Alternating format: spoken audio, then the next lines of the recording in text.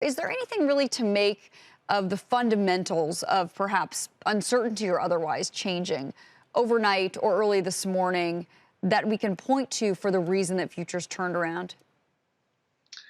Well, I don't know that we really have a key fundamental move. I mean, obviously, even though oil has come down off its highs, and yesterday it got up to almost, $130. I guess that's somewhat bullish. But of course, they're all still higher than they were before. So this whole concern about inflation, which was already a problem before this crisis started, is now becoming a bigger one.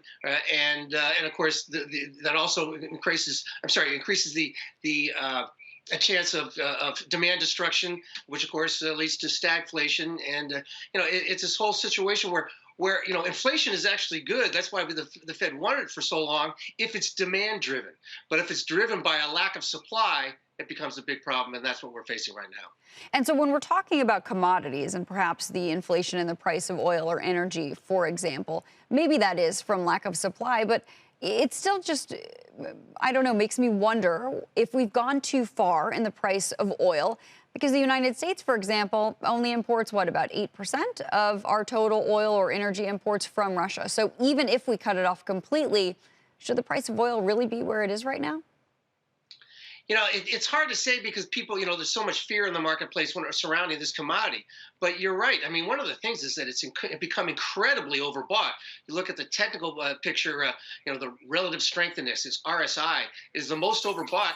Its weekly RSI, most overbought ever, even more than 1997 and 2000. 1999 and 2007.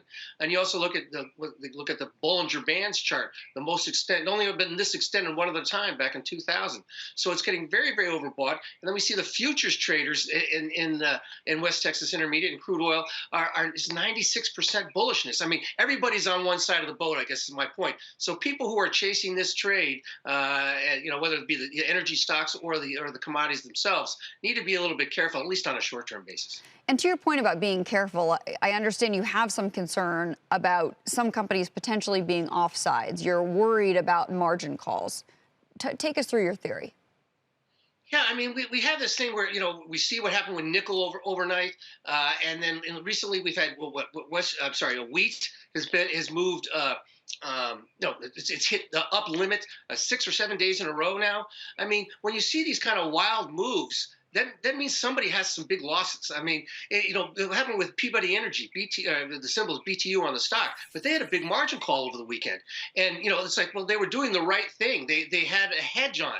But when you get to one of these, standard deviation, 5 standard deviation moves, which is what we saw with long-term capital management, the hedge the asset that the hedge gains becomes a liability, and that you actually lose money on the hedge.